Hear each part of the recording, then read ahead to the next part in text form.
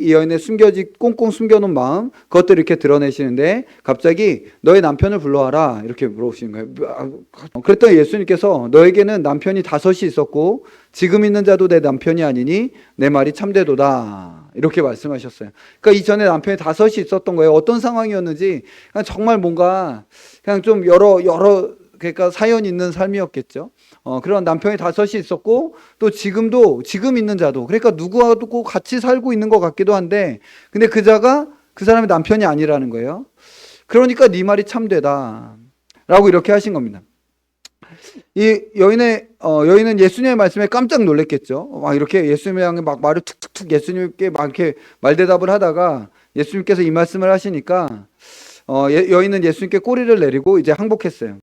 그런데 오히려 그 다음에 바로 이 여인이 예수님께 던진 질문이 우리를 더욱더 겸손하고 숙연하게 만듭니다. 이 여인은 주님 제가 보니 선지자시군요. 선지자시네요. 제가 질문이 있습니다. 선지자를 뵀으니까 이제 제가 정말 꼭 물어보고 싶은 게 있었습니다. 알고 싶은 게 있어요. 우리 조상들은 이 산에서 지금 여기 이 그리심산이라고 말하는 산인데 이 산에서 하나님을 예배한다고 하는데 당신네 유대인들은 예루살렘에서 예배해야 한다고 합니다. 어디서 예배를 드리는 것이 맞습니까? 라고 물은 거예요. 그러니까 이 질문에서 이 여인에게는 참된 예배, 진실한 예배에 대한 정말 강한 간절한 목마름이 있었다는 사실을 우리는 알게 됩니다. 어떤 만약에 용하다는 우리에게 선지자, 내가 뭔가를 질문하는 것에 대하여 잘 가르쳐 줄 수 있는 선지자가 우리 앞에 나타나면 여러분은 뭘 물어보시겠어요? 뭘 물어보겠어요? 자, 이번 주 로또 번호 되세요. 이런 거죠. 이번 주 로또 번호, 네, 뭔지 말씀해 주세요. 뭐 이런 거. 아니면 제가 성공하려면 어떻게 해야 됩니까? 제가 무슨 직업을 가야 되고, 이 사람하고 결혼하는 것이 맞습니까? 제 배우자는 어디에 있습니까? 뭐 이런 거 있잖아요. 뭐 이런 거, 저는 몇 살에 결혼합니까? 뭐 이런 여러 가지 이런 저기들을 물어볼 수 있겠죠. 그런데 이제 숨겨진 것을 드러내시는 하나님의 선지자로 예수님을 알았던 이 여인이 지금 예수님께 드린 질문은 어디에서 예배를 드려야 참된 예배를 드리는 겁니까? 여기서 예배 드리는 게 맞습니까? 여기서 저는 하나님을 잘 예배하고 싶습니다. 저는 하나님을 바르게 예배하고 싶습니다. 그런데 유대인들은 예루살렘에서 예배해야 된다라고 말하고 그런데 우리 조상들은 그리심산에서 예배해야 된다라고 말합니다. 어디서 예배를 드리는 것이 정말 바르게 하나님을 예배하는 겁니까? 선지자님 알려주세요. 라고 한 것이죠. 우리가 CS에서 배운 것처럼 적어도 오늘 본문의 이 여인의 마음에는 예배에 대한 마음, 하나님을 영화롭게 하고 하나님 즐거워하려는 마음이 그 안에 지금 일어나고 있음을 볼 수 있습니다. 이 여인은 지금 예배에 목말라 하고 있는 거예요. 얼마나 귀한 마음인지 모릅니다. 그러나 안타깝게도 이 여인은 자신의 예배에서 만족이 없었어요. 어떻게 예배를 드려야, 그러니까 뭔가 자신의 예배가 지금 만족스럽지 않으니까 혹시 다른 데서 예배를 드려야 되나? 지금 여기가 아닌 건가? 라는 생각이 들었던 것이죠. 매일 목이 말라 뜨거운 대낮에 이 우물에 와서 물을 떠와야 하는 것처럼 계속 영적인 목이 말랐고 그래서 이 여인은 지금 더 이상 목마르지 아니하도록 영생하도록 솟아나는 샘물을 주겠다라고 말씀하시는 예수님 앞에 그래서 어디서 예배를 해야 된다는 겁니까? 저희 영적인 허기와 목마름을 어디서 해결해야 됩니까? 예배 장소는 어디입니까? 라고 물어보는 것이죠. 이 예배에 대한 이 여인의 마음은 우리가 분명히 배워야 할 마음입니다. 그리고 이 마음은 모든 중생자들이 회복해야 될, 반드시 가져야 될 마음인 것이죠. 여러분, 우리의 마음의 진정한 갈망이 어디에 있습니까? 우리는 무엇을 갈망합니까? 우리는 여전히 자기의 성취와 성공과 내가 어떤 사역을 이뤄낼 수 있을까? 내가 무엇을 이뤄낼 수 있을까? 내가 어떤 의미 있는 종류의 삶과 성취를 이뤄낼 수 있을까에 대해서 우리는 계속 거기에 집중해. 그러니까 이것을 계속 듣지 않으면, 계속 정신을 차리지 않으면 나도 모르게 이 기독교 안에서도 저 바깥에 있는 자기 성취, 자기 뭔가 성공, 내가 무언가를 해냈고 호랑이는 죽어서 가죽을 남긴다는데 나는 죽어서 이름이라도 남기고 뭔가를 좀 해야 되지 않겠어? 라는 것들의 사상에 우리도 계속 똑같이 빠져서 내가 무엇을 해내야 되는가에 집중하게 된다라는 것이죠. 그러나 이 여인의 마음에는 지금 예배에 대한 하나님이 지금 내 삶 가운데 행하신 일과 그의 일을 기억하고 그의 이름을 높이려는 그 마음의 사모함이 있다라는 것이죠. 그럼 이제 예수님께서 뭐라고 말씀하셨는지 그 답변을 한번 봅시다. 21절 같이 한번 읽어보실까요? 21절 읽겠습니다. 시작. 예수께서 이르시되 여자여 내 말을 믿으라. 예루살렘에서도 말고 너희가 아버지께 예배할 때가 이르라. 먼저 예수님은 여자여 내 말을 믿으라 라는 말씀으로 지금 답변을 시작하시는데요. 이는 예수님의 말씀이 지금 하시는 말씀이 좀 믿기 어려운 말씀, 매우 큰 말씀, 매우 중요하고 어려운 말씀을 하고 여자야 내 말을 잘 듣고 그리고 내 말을 꼭 믿어야 돼 라고 하시면서 지금 이 말을 하고 계시다라는 사실을 기억하셔야 됩니다. 그러니까 뭔가 지금 시대에 획이 그어지고 있는 거예요. 예수님께서 지금 자신으로 말미암아 거대한 시간의 축을 흔드시고 바꾸시는 지금 그 일을 하고 계시는 걸 말씀하시고자 하는 거예요. 그래서 여자여 내 말을 믿어라 라고 하시면서 지금 말씀하시는 거예요. 예수님께서 이 여인에게 하실 말씀은 이 산이 아니다, 이 그리심산은 예배할 산이 아니다 라고 하셨어요. 그러면 이제 이 말을 딱 들은 다음에 사마리아 여인은 그래, 유대인이니까 우리 사마리아인의 예배 장소가 아니라 유대인들의 예배 장소인 예루살렘에서 예배를 하라고 하시나 보다, 예루살렘이라고 말하나 보다, 어차피 이분도 유대인이니까 이렇게 생각을 했을 수 있겠죠. 여기 이 그리심산이 아니다 그래 놓고 예수님께서 바로 하시는 말씀 뭐냐면, 그런데 이제 예루살렘도 아니다 라고 말씀. 이제는 예루살렘도 아니다, 이 둘이 아니라 다른 곳에서 아버지께 예배할 때가 이를 것이다 라는 것이죠. 본문의 주님의 말씀 매우 큰 말씀입니다. 주님은 지금 이 말씀으로 구약의 모든 의식법들, 제사법들, 정결법들, 의례들을 지금 다 폐하고 계시는 거예요. 예루살렘에서도 아니다 라는 말은 예루살렘에서 드려지는 모든 제사들과 명절들과 의식법들을 다 포함하시는 말씀이에요. 여태까지 지금 모세 이후로 너희들이 가나안 땅에 가면 하나님께서 지정하신 한 장소가 있을 텐데 거기서 아침 저녁으로 번제를 드리고, 그리고 우리나라 브엘세바에서 단까지, 우리나라 말로 표현하면 할라에서 백두까지 모든 민족의 사람들은 다 1년에 3번 예루살렘에 모여서 하나님을 예배해야 되고, 그러니까 예루살렘에서가 하나님을 예배하는 곳이에요. 다른 곳은 예배하는 곳이 아니에요. 예루살렘에 있는 그곳에서 하나님을 예배해야 되는데 예수 그리스도께서 지금 예루살렘에서도 아니다 라고 말씀하시는 것은 지금 수천 년 동안 이루어왔던 그 이스라엘의 하나님을 향한 제사법과 예배법들이 이제 끝났다 라고 말씀하시는 거예요. 엄청난 말씀이에요. 그래서 예수님께서 여자여 내 말을 믿어라, 내 말을 믿어라 라고 말씀하시면서 예루살렘에서도 아니다, 구약의 모든 예배와 절기들과 의식들을 폐하시는 거예요.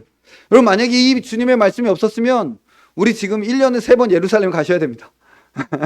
1년에 3번 예루살렘 가셔야 돼요. 1년에 3번씩. 그리고 예수님은 23절에 의하면 이 모든 것들이 폐하여지는 때를 바로 이때, 즉 예수께서 이 땅 가운데 오신 그때, 그리스도께서 메시아께서 이 땅 가운데 오셔서 하나님을 예배함에 있어서 믿을 수 없는 획기적인 전환을 이루신다는 거예요. 지금 말씀이 육신이 되어 우리 가운데 거하시며 우리가 그 영광을 보니 아버지의 독생자의 영광이 은혜와 진리가 충만하더라 라고 요한복음 1장에서 시작된 이 거대한 하나님의 말씀은 지금 어떤 걸로 지금 예배에 대해서 나타나냐 하면 요한복음 4장에서는 예루살렘에서 예배가 이제 끝난다, 예루살렘에서가 아니다, 구약의 수천 년 동안 이어져 왔던 모든 절기와 명절들은 이제 사라진다 라고 말씀하시는 거예요. 그래서 예수님께서 이제부터 내가 하는 말을 잘 듣고 믿어야 돼. 중요한 말이야. 너가 예배에 대해 목마름을 가지고 있는 것을 내가 알고 있다. 내가 너를 만나려고, 너에게 이 이야기를 해주려고 내가 이 사마리아 이 땅에 내가 왔다. 잘 들어라. 이 산에서도 아니고 예루살렘에서도 아니다. 이제 예배의 완전히 새로운 시대가 시작된다 라고 말씀하십니다. 주님은 이 예배의 목마름을 가지고 있었던 이 여인, 그러나 사마리아의 사람들과는 관계를 할 수 없었던, 그러니까 이전에 남편이 5이었고 지금 있는 자도 자기 남편이 아니면 여러 구설수에 올랐던 여인이지 않았겠습니까? 그래서 사실 정오 대낮에는 사람들이 물을 뜨러 오지 않아요. 예루살렘 한번 가봤는데요, 광야 체험 한번 한다고 갑자기 시원한 버스에서 잠깐 내려보라고 그러더라고요. 시원한 버스 타고 쭉 가는데 한번 내려보라고 그래가지고 내렸죠. 내려서 이제 내려가서 딱 나가자마자 다시 들어왔습니다. 이게 진짜로 이렇게 하면 여기가 다 정말 익어버리겠구나. 그냥 이게 햇볕이 진짜 뜨거워요. 자결의 자결 정도 하는 것 같아요. 그러니까 그런 대낮에 지금 이 여인은, 대낮엔 아무도 사람들이 오지 않아요. 우물은 사람들이 모이는 곳이에요.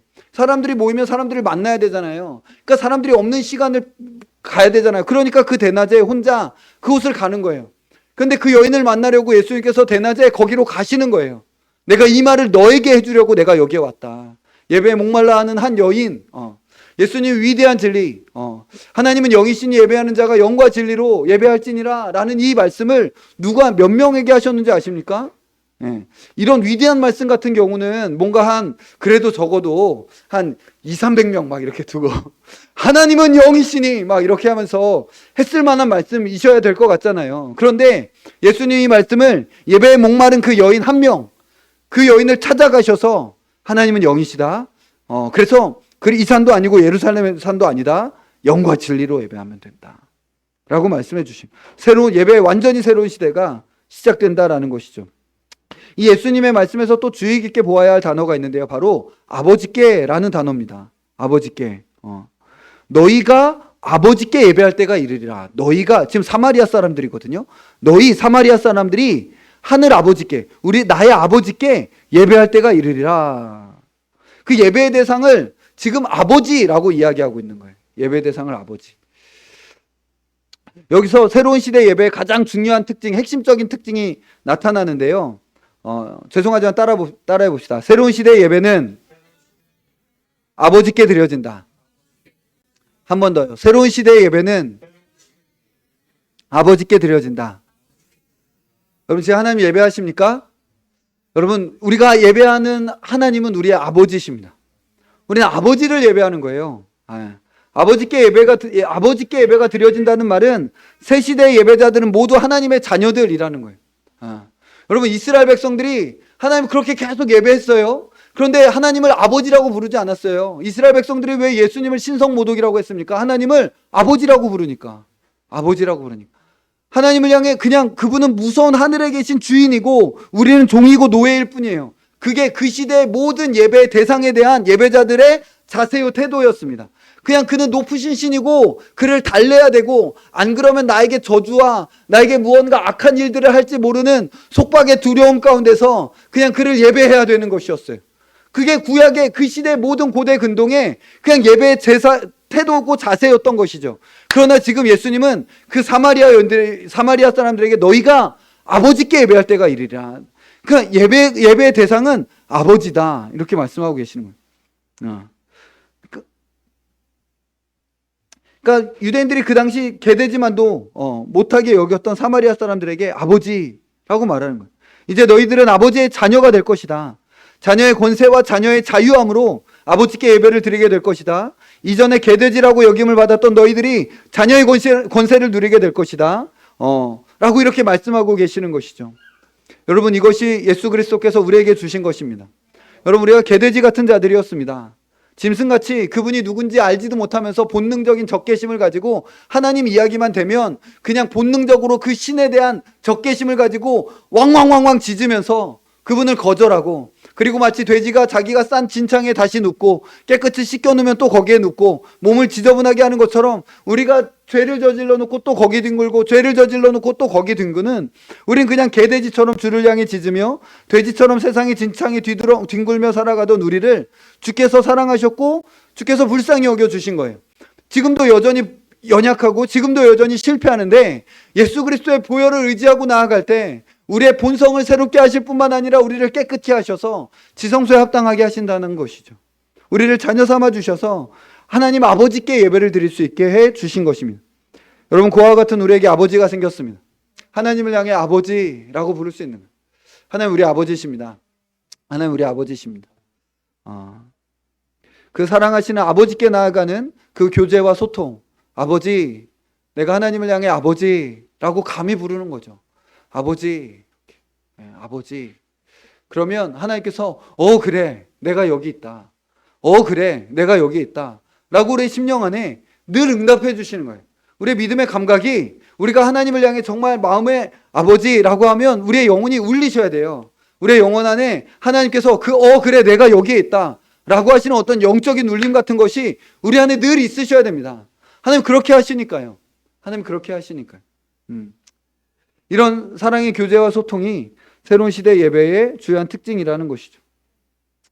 여기서 꼭 짚고 넘어가야 될 메시지가 있는데요. 주께서 이 위대한 일을 하시고 옛시대의 예배를 폐하셨음에도 불구하고 다시 예루살렘에서 구약의 예배가 드려져야 한다고 주장하는 자들이 있습니다. 예루살렘에 제3성전이 세워져야 된다고 막 말하는 사람들, 유튜브만 좀 찾아보면 그런 사람들이 있습니다. 지금도 그런 사람들 많아요. 막 붉은 암송아지, 제사 드릴 때 붉은 암송아지 가지고 해야 돼. 붉은 암송아지의 유전자를 뭐 어떻게 해가지고 지금 그 붉은 암송아지가 다시 뭐 이렇게 된다고 막 그런 거 얘기하는 사람들. 거기서 제사와 의례와 절기들이 회복되어야 한다라고 말하는 자들이 있습니다. 그들은 오늘 주께서 말씀하시는 바, 여자여 내 말을 믿으라 라고 하시는 말씀을 듣고 믿어야 됩니다. 지금 예수님의 이 말씀을 믿지 않는 거예요. 그래도 그것은 이방인들은 그렇게 예배하지만 이스라엘 사람들은 지금 그렇게 계속 예배를 해야 됩니다 라고 말하는 사람들이 있는 거예요. 아니에요. 하나님 예수님께서는 바로 이스라엘의 그 모든 율법의 성취자와 완성자로 오신 거예요. 무엇보다도 이스라엘을 거기서부터 해방시키려고 하시는 거예요. 그래서 베드로가 이 기도할 때에 그 하늘에서 보자기에 이렇게 환상이 이렇게 오잖아요. 부정한 짐승들 오면서 내가 정결하다, 내 잡아먹으라. 유대인이면 먹으면 안 되잖아요. 그런데 지금 유대인인 베드로에게 잡아먹어라 라고 말씀하시는 거예요. 그래서 제가 이런 걸 먹은 적이 없습니다. 어려서부터 먹지 않았습니다. 부정한 것은 못 먹습니다. 그랬더니 뭐라고 해요? 하늘의 음성이 내가 정결하게 한 것을 네가 부정하다고 하지 말아라. 이스라엘인 유대인을 향하여 하나님께서 이 모든 정결법들을 다 폐하셨다는 거예요. 오늘 말씀에서도 이 모든 것을 폐하신, 영과 이 산에서도 말고 예루살렘에서도 말고 오직 영과 진리로 예배해야 된다라는 것은 이스라엘을 포함한 모든 민족들에게 말씀하신 것이고, 예수님께서 자신의 순종과 죽음으로 예배의 영광스러운 시대의 문을 여신 것입니다. 그래서 우리도 이제 어디서나 우리 주님께 나아갈 수 있게 된 거예요. 어디서나. 지금 여기서도. 그리고 또 중요한 말씀이 있습니다. 중요한 말씀 22절입니다. 같이 읽겠습니다. 22절 시작. 너희는 알지 못하는 것을 예배하고 우리는 아는 것을 예배하노니 이는 구원이 유대인에게서 남이라. 저기 문을 좀 열어줄래요? 너희는 알지 못하는 것을 예배하고 우리는 아는 것을 예배하노니 이는 구원이 유대인에게서 남이라. 좀 덥지요? 네, 이게 금방 더워졌어요. 이제 에어컨으로 틀어야 되겠어요. 예. 예수님께서 뭐라고 말씀하시냐면 사마리아인들에게 너희는 알지 못하는 것을 예배한다. 우리는, 그런데 즉 유대인들은 아는 것을 예배한다 라고 하세요.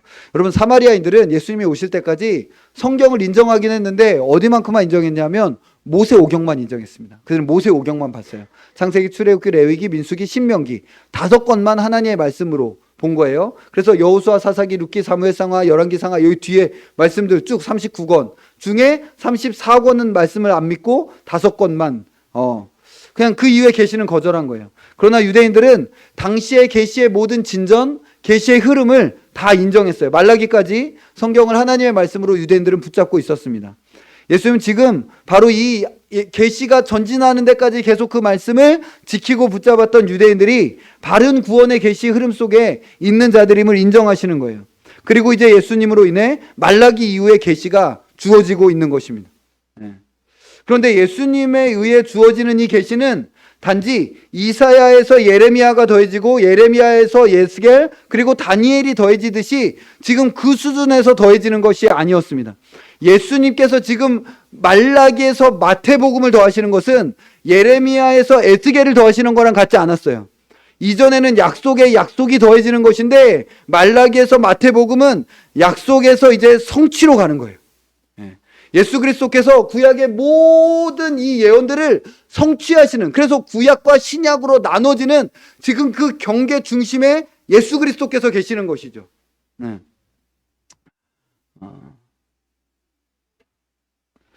이 계시의 흐름의 근본적이고 질적인 차이로 인해서 예루살렘에서 모든 예배는 이제 구약 가운데 있는 것이다. 그건 말라기까지다. 이제는 이 예배가 예루살렘에서는 그쳐질 것이다. 그리고 물이 바다 덮음같이 여호와의 영광을 인정하는 것이 온 땅에 가득하리라 하신 대로, 그리고 해 뜨는 데서부터 해 지는 데까지 주의 이름이 높임을 받으리라 라고 말씀하신 대로 모든 민족과 나라들 가운데서 주님의 이름을 높이는 일이 이제 일어나고 확장될 것이다 라고 이제 지성소의 그 휘장을 위에서부터 쫙 찢으시는 거예요.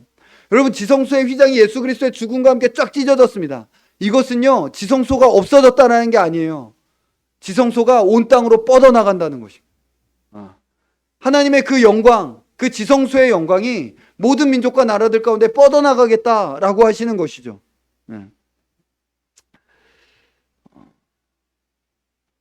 지금 여기서 예수님은 인간의 예배를 둘로 구분하고 계십니다. 하나는 알지 못하는 것을 향한 예배고, 또 하나는 아는 것을 향한 예배입니다.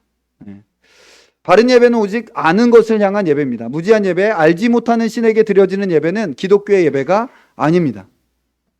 그리고 아는 분을 향한 예배란 무엇보다도 계시를 의존하는 예배입니다. 하나님의 말씀에 그러니까 우리가 여기서 사마리아인들의 예배에 대해서 그냥 그 사람들이 그래도 딴 거 꿀 안 보고 있는 게 아니잖아요. 그죠? 뭔가 힌두교의 배달을 보고 있는 게 아니잖아요. 그들이 지금 모세오경을 보고 있는 거잖아요. 모세오경을 보면서 하나님을 예배하고 있으면 그래도 하나님을 예배하는 거다라고 말해줄 수 있잖아요. 너희도 하나님을 아는 분을 예배하고 우리도 아는 분을 예배하는데 우리가 더 잘하고 있는 거야 라고 할 수 있잖아요. 그런데 예수님께서 모세오경만을 가지고 모세오경의 그 하나님을 예배하는 사마리아인들을 향해서 너희는 알지 못하는 것을 예배하고 우리는 아는 것을 예배한다 라고 말씀하시는 거예요. 여기서 되게 중요한 내용이 있어요. 그것은 하나님의 계시가 전진하면 계시가 전진하는 만큼 가야만 아는 예배가 되는 거예요. 하나님께서 계시를 더하여 주셨는데 자기가 여기까지는 저는 아니에요. 여기만 합니다. 그래서 지금 구약의 39권만을 가지고 예배하는 이스라엘 사람들은 알지 못하는 예배를 드리는 거예요. 그들은 우리랑 똑같은 분을 예배하는데 신약은 좀 조금 약간 아쉽기는 하지만 그래도 구약 39권이니까 우리랑 똑같은 분을 이렇게 하나님을 알고 예배하는 거야 라고 하는 게 아니라 너희는 알지 못하는 분을 예배하는 거다 라고 말해야 되는 것이죠. 마치 예수님께서 사마리아 여인에게 말씀하셨던 것처럼 계시가 전진하면 계시가 전진하는 만큼 같이 가야 돼요. 그래야 그 전에 계시에 바르게 있었다라는 것에 확증이 되는 거예요. 내가 계시가 전진하고 있는데 그 계시를 따르고 있지 않았다라면 내가 이전의 계시에도 바르게 있지 않았다라는 사실을 보이고 있는 겁니다. 정말 이전의 계시에 대하여 충성되게 신실하게 그 자리에 있다라면 우리는 말씀을 듣게 돼 있어요. 왜냐하면 그 이전의 말씀을 알아들었다라면 그 들을 귀가 있는 자들은 그 주어지는 더욱더 계시들을 받아들이게 돼 있다라는 것이죠. 그래서 전진하는 계시의 흐름이 있다라면 우리는 거기까지 가야 되는 겁니다. 만약에 그렇지 않다라면 아쉬운 예배가 아니라 반역적인 예배고 알지 못하는 무지한 예배고 우상과 미신의 예배로 전락하게 된다라는 것입니다. 그리고 이제 예수님은 참된 예배의 성격에 대해서 말씀하십니다. 우리 23절, 24절 같이 읽겠습니다. 23절, 24절입니다. 같이 읽겠습니다. 시작.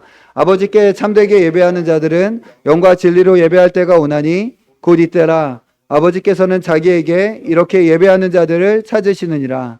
하나님은 영이시니 예배하는 자가 영과 진리로 예배할지니라. 아멘. 이제 예배 장소는 그리심산도 아니고 예루살렘에서도 아니다라고 말씀하신 하나님께서 이제 다른 여기 보면 헬라어로는 n이고 영어로는 인인데요. 다른 장소를 말씀하시는데 하나는 푸뉴마티 카이 그리고 알레데이아 이렇게 말씀하시는데 영 안에서 진리 안에서 이 산도 아니고 예루살렘도 아니고 영 안에서 진리 안에서라고 말씀하고 계십니다. 영과 진리로 예배해야 된다라는 것이죠. 그런데 이 영과 진리는 원어로 보면 하나의 전치사로 영과 진리를 묶고 있어요. 그러니까 이 영과 진리는 그냥 하나예요. 진리의 성령님 이렇게 생각하시면 돼요. 진리의 성령님 안에서 예배하는 것이죠. 이는 성령의 충만함으로 드려지는 이 성령의 사로잡힘 가운데서 하나님을 의지하여 드려지는 예배를 의미하는 것입니다. 여기서 이 영이 강조할 때 이제 이 산도 아니고 이 산도 아니고 영 안에서 진리 안에서 예배해야 된다라고 했을 때 예수님께서 특별히 강조하는 것은 뭐냐면 예배에서 가장 핵심은 인격적인 만남이다. 이거예요. 인격적인 만남이다. 새로운 시대의 예배의 인격성은 그 새로운 시대의 예배의 인격적 만남을 강조하고 있는 거예요. 예배는 만남 사건이어야 한다는 것이죠. 자, 죄송하지만 따라해 봅시다. 예배는 만남 사건이어야 한다. 예배는 만남 사건이어야 한다는 거예요. 우리는 찬양 속에서 하나님께 우리의 마음을 드리고 진리의 말씀 선포를 통해서 우리를 향한 하나님의 말씀을 들어야 되는 거예요.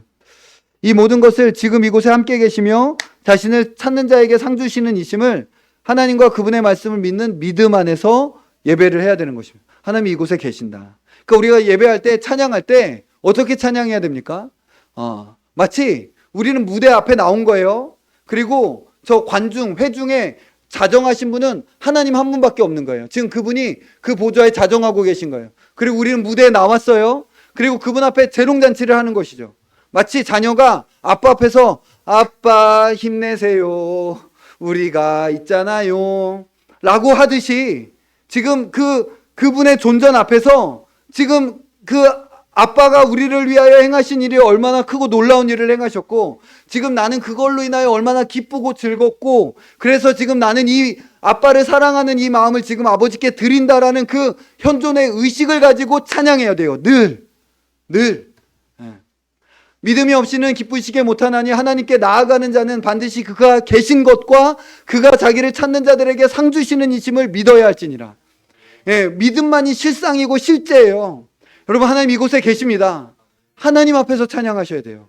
예배할 때 하나님 앞에서 찬양하셔야 되고 말씀을 들을 때 지금 하나님의 말씀으로 이 말씀을 들으시는 거예요. 주님이 지금 나한테 이 말씀을 하시는구나 라고 말씀을 하면 그게 인격적인 만남이에요. 인격적 만남이라는 것은 뭔가 이렇게 할 때 뭐 어떤 산신령 같은 분이 나타나서 나다 이렇게 에코 이렇게 웡웡웡 나다 이렇게 돼가지고 막 그래서 내가 예수님 만났어.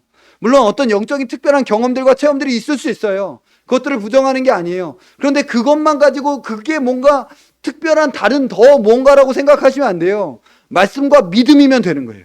말씀과 믿음이면 되는 거예요.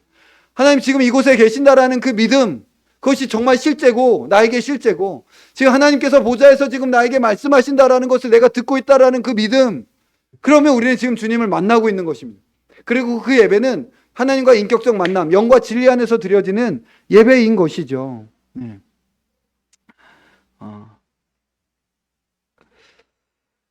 이렇게 영과 진리로 예배를 해야 되는 이유는 단순하고 핵심적입니다. 그것은 바로 하나님은 영이시기 때문입니다. 하나님은 그분은 인격이신 거예요. 절대적 인격, 무한한 인격이신 것이죠. 거짓된 예배자들의 특징은 늘 하나님의 인격성이 부정됩니다.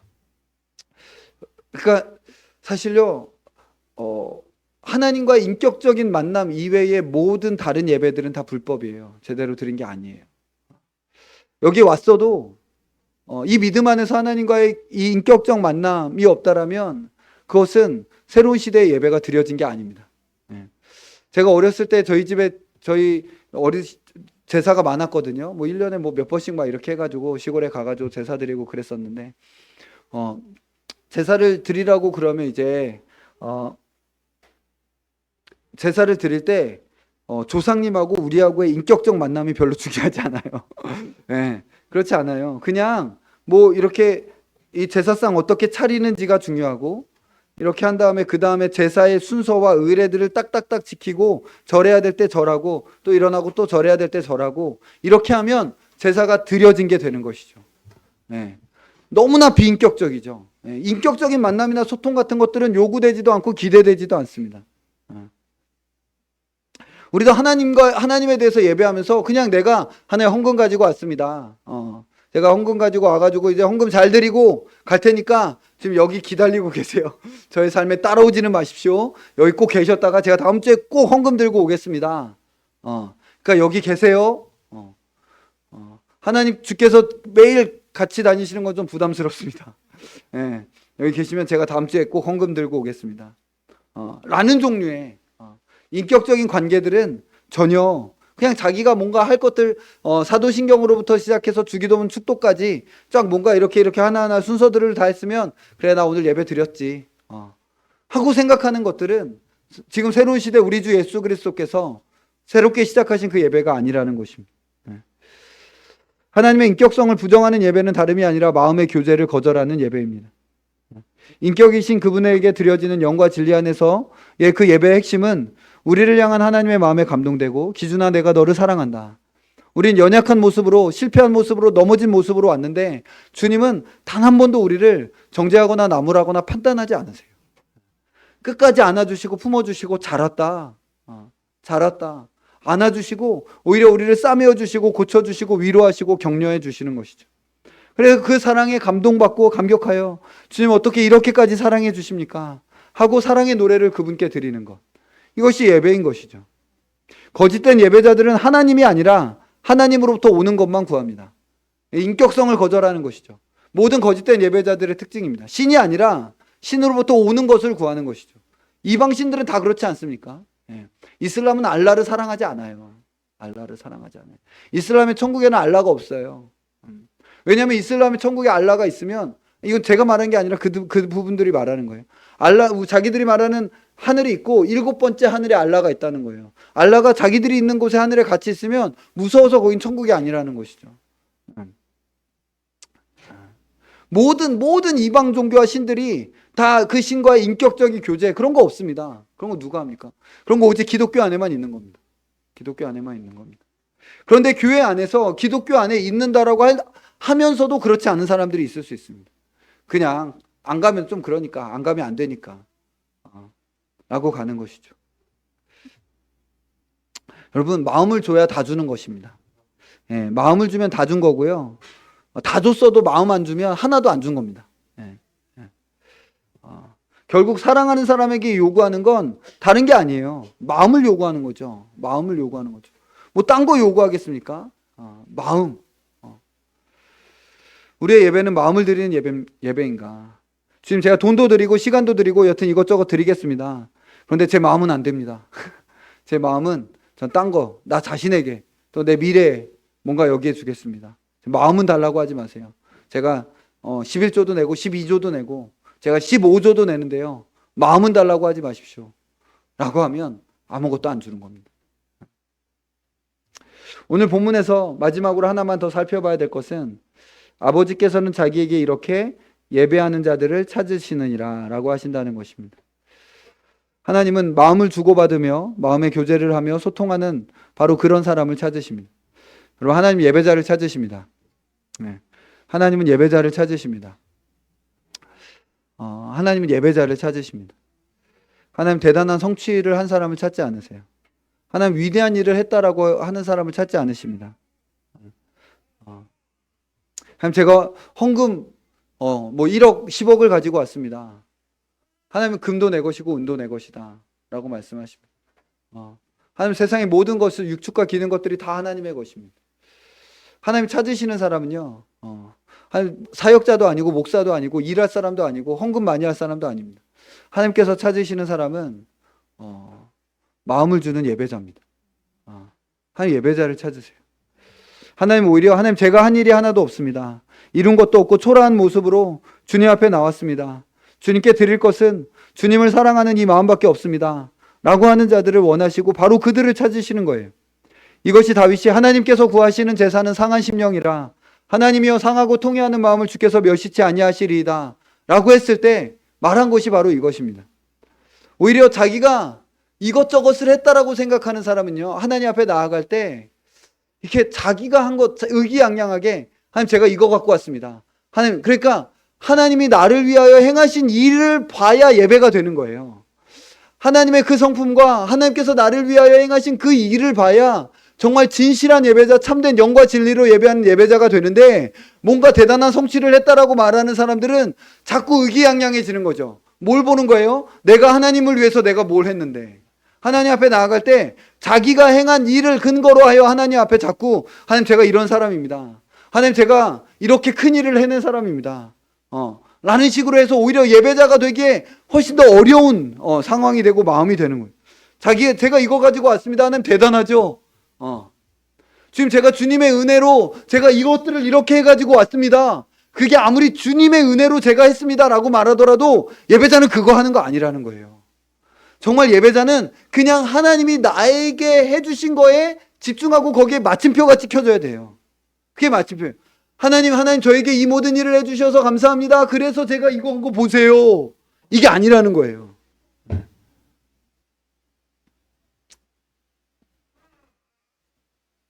감사하게도 하나님이 찾으시는 사람은 예배자입니다. 여러분, 예수 그리스도께서, 하나님께서 찾으시는 사람이 예배자라는 것은요, 예수님이 세상 바꾸셨다는 걸 의미하는 거예요. 예, 진정으로 세상 바꾸는 건 오직 예수님이 이미 세상 다 바꾸신 겁니다. 예수님이 할 일 다 이루신 거라고 생각하셔도 돼요. 우리에게 그 일에 참여하는 것은 그냥 특권과 영광을 주는 거예요. 일꾼이 필요한 게 아닙니다. 나의 영광을 봐라. 내가 얼마나 위대한 일을 행했는지 봐라. 라고 하는 것이 이 일에 동참해라, 참여해라 라는 의미지, 하나님이 지금 일이 지금 저기 했는데 일꾼이 필요해가지고 나 없으면 이거 못하시죠? 지금 그런 게 아니란 말이에요. 아담이 한번 세상 바꿨고 그 아담으로 말미암아 바뀐 세상은 그냥 아담이 세상 바꿨다라는 것에 대한 주석일 뿐이에요. 아, 이렇게 끔찍하게 세상이 망가졌구나 라는 걸 말하는 거예요. 그런데 예수님께서 둘째 아담으로 오셔서 세상을 또 뒤집어 버리신 거예요. 이것은 교회를 통하여 예수님께서 이렇게 위대한 일을 이루셨구나 라는 것들을 보도록, 그냥 하나님께서 예수 그리스도께서 행하신 일이 얼마나 위대한 일인지 거기에 그냥 그것을 보고 기뻐하고 참여하도록 하는 것이죠. 그래서 예배자를 찾으시는 거예요. 그래서 예배자를 찾으시는 거예요.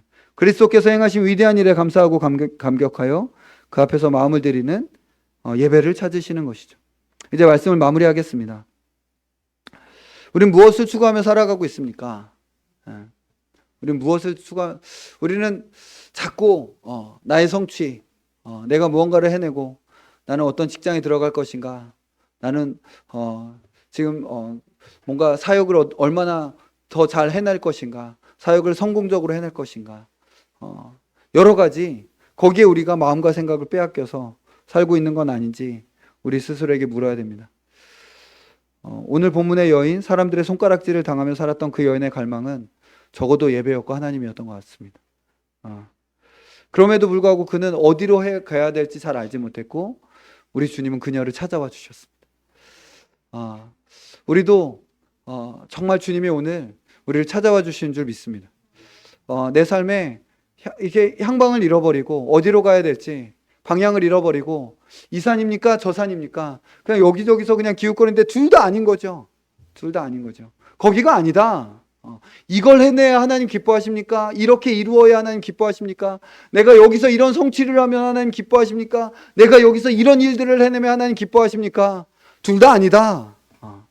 하나님 예배자를 찾으신다. 너희 눈을 들어 하늘을 바라봐라 라고 말씀하시는 거죠. 그랬더니 이제 이 여인이 물동이를 버려둡니다. 원래 물 들어왔는데 사람들을 피해서 대낮에 물동이를 들고 왔는데 물동이를 내려놓고 그 사람들 마을로 찾아 막 달려들어가서 외치는 거예요. 뭐라고 말하냐면 내가 행한 모든 일을 내게 말한 이 사람을 와서 보라. 이는 그리스도가 아니냐. 이렇게. 이는 그리스도가 아니냐. 이분을 봐라. 이분은 그리스도가 아니냐. 처음에는 그냥 단순히 선지자라고 알았는데 이제는 이 여인이 이분은 그리스도, 완전히 예배의 전체적인 획을 긋는 예루살렘에서의 모든 그것들을 완성하시는 자로서 이것을 그쳐내시는 그리스도가 아니냐. 이분은 이제 메시아 그리스도로 이해하고 보고 믿은 거죠. 그 말씀을 믿고 이제 이전에는 상종하고 싶지 않았던 그 사람에게 찾아가서 그리고 자기가 감추고 싶었던 그 수치를 드러내며 내가 행한 이 모든 일을 말한 이 사람을 봐라. 이는 그리스도가 아니냐. 여러분, 이것은 위대한 예배로의 초청입니다. 그리스도께로 나와라. 그리스도께로 나와라. 와서 그의 얼굴을 봐라. 그의 행하신 일을 봐라. 그리스도께로 나와 함께 주님을 예배하자 라고 말씀하시는 것이죠. 여러분, 주께서 2000년 전에 세상 바꾸셨습니다. 주님 반드시 오십니다. 그냥 그 주님이 하시는 거예요. 그리고 그 주님이 우리 주 예수 그리스도의 재림을 이루시는 일에 있어서 우리가 참여하는 가장 영광스러운 방법은 예배하는 것입니다. 가장 영광스러운 방법은 예배하는 거예요. 우리 주 예배자를 찾으십니다. 우리가 우리의 삶 가운데 나는 이룬 게 없습니다. 나는 뭔가 대단한 성취를 하지 못해. 괜찮다. 내가 이룬 일을 봐라. 넌 예배자다 라고 하시는 그 주의 부르심 앞에 그렇게 칭찬받으며 예배자로 살아가는 우리의 모든 삶이 되기를 소망합니다.